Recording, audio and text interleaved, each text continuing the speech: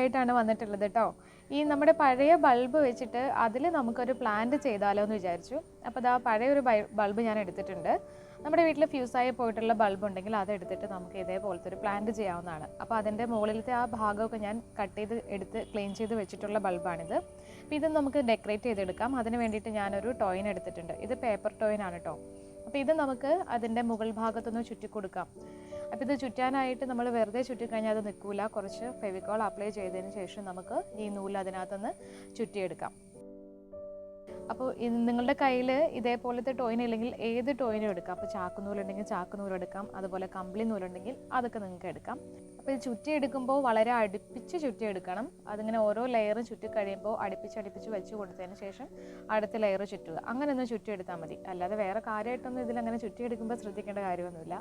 വളരെ എളുപ്പമാണ്, വളരെ സിമ്പിളാണ്, പക്ഷെ ഭയങ്കര ക്യൂട്ടാണ് ഇത് കാണാനായിട്ട്. അപ്പോൾ നമ്മൾ ചുറ്റിയെടുക്കുമ്പോൾ അവിടെ രണ്ട് സൈഡിലും ഓരോ ഹോളുണ്ട്. അപ്പോൾ ആ ഹോളിൻ്റെ അടുത്ത് വരെ നമുക്കിത് ചുറ്റിയാൽ മതി. കാരണം ആ ഹോളിൽ നമുക്ക് ഈ നൂലിട്ട് ഹാങ് ചെയ്തെടുക്കാൻ വേണ്ടിയിട്ടുള്ളതാണ്. അപ്പോൾ അവിടെ വരെ ഞാനിത് ചുറ്റുന്നുള്ളൂ. ഇനിയിപ്പോൾ നൂല് ചുറ്റണം തന്നെ ഇല്ല, ഇത് പെയിൻറ്റ് ചെയ്തൊക്കെ എടുക്കണമെന്നാണെങ്കിൽ പെയിൻറ്റ് ചെയ്തൊക്കെ എടുക്കുകയാണെങ്കിലും അങ്ങനെ അതൊക്കെ നമ്മുടെ ഇഷ്ടം അനുസരിച്ച് നമുക്ക് ഡെക്കറേറ്റ് ചെയ്തെടുക്കാം.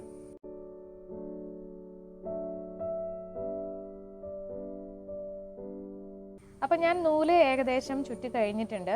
ഇപ്പോൾ കട്ട് ചെയ്തെടുത്തിട്ട് അവിടെയും കൂടെ നമുക്ക് ഫെവിക്കോൾ അപ്ലൈ ചെയ്ത് അതവിടെ നന്നായിട്ടൊന്ന് ഒട്ടിച്ചു കൊടുക്കാം.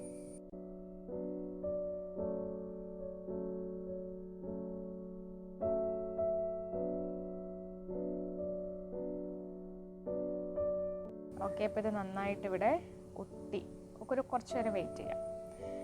ഇപ്പോൾ ഇത് നന്നായിട്ട് ഒട്ടിയിട്ടുണ്ട്. ഇനി ഞാൻ ആ നൂല് തന്നെ ഒരു ഹോളിൽ കൂടെ ഇറക്കി മറ്റേ ഹോളിൽ കൂടെ ഒന്ന് വലിച്ചെടുക്കുകയാണ് ഇങ്ങനെ. അപ്പോൾ നമുക്കിത് ഹാങ് ചെയ്തിടാൻ വേണ്ടിയിട്ടാണ്.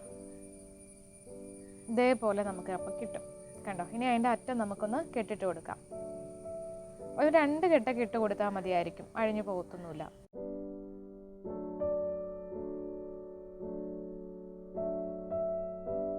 അപ്പോൾ ഇതാ ഇതിങ്ങനെ നന്നായിട്ട് ഹാങ് ചെയ്തിടാൻ പറ്റുന്നുണ്ട്. ഇനി ഞാൻ കുറച്ച് പെബിൾസ് ഇതിനകത്തേക്ക് ഇട്ട് കൊടുക്കുന്നുണ്ട്.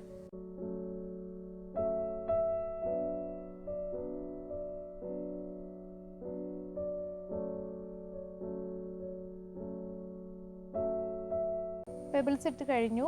ഇനി നമുക്കിതിലേക്ക് കുറച്ച് വെള്ളം ഒഴിച്ചു കൊടുക്കാം.